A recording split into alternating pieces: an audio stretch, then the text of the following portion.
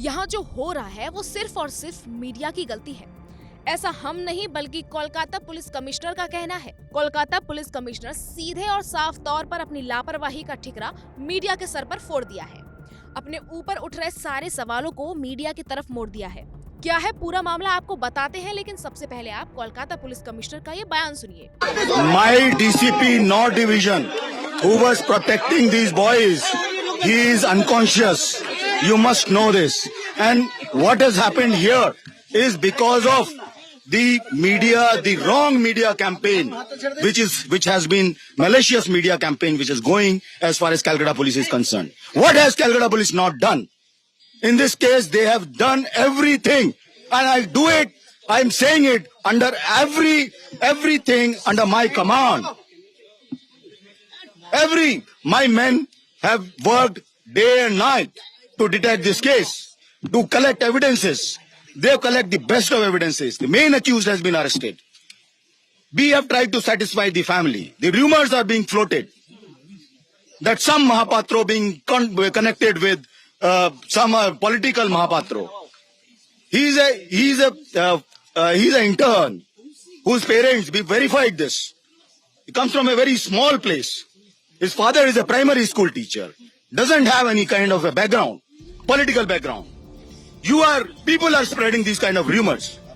Police commissioner का ये बयान अस्पताल में तोड़फोड़ होने के बाद का है। पुलिस कमिश्नर को देखकर और उनकी बातों को सुनकर ये साफ पता चलता है कि वो इस पूरे मामले में कितने ज्यादा परेशान हो गए हैं।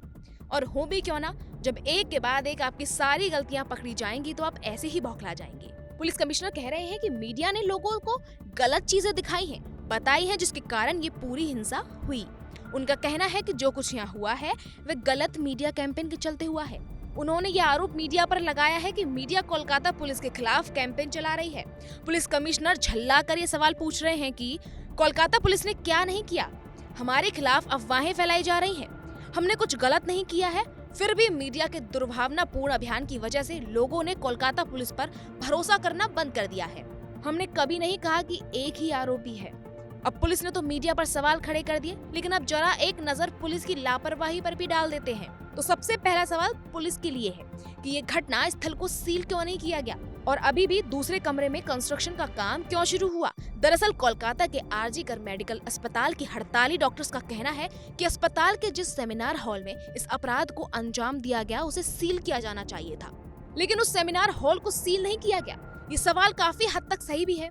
सड़क पर हादसे में किसी की मौत होती है तो उस जगह को कुछ देर के लिए ब्लॉक कर दिया जाता है। यहाँ पर तो एक लड़की को इतनी बुरी तरह मारा गया कि उसके पैर तक तोड़ दिए गए थे। लड़की के शरीर पर कोई कपड़ा भी नहीं था। इसके बावजूद घटना स्थल को सील न करना जाहिर है कि किसी साजिश की ओर इशारा करेगा। उसके बाद कोलकाता में लेडी डॉक्टर के रेप और मर्डर केस में डेड बॉडी देखकर ये बात पता चल रही थी कि उसके साथ बर्बरता की गई है, पर पुलिस को पहले सुसाइड लगा। जब दबाव बढ़ा तो एक आरोपी को गिरफ्तार करने की जहमत उठाई गई। अब पोस्टमार्टम रिपोर्ट की कहानी सुनकर ममता सरकार और पुलिस क्या जवाब देगी। पोस्टमार्टम रिपोर्ट के आधार पर एक डॉक्टर ने दावा किया है कि इस जुर्म में एक से ज्यादा आरोपी शामिल हैं।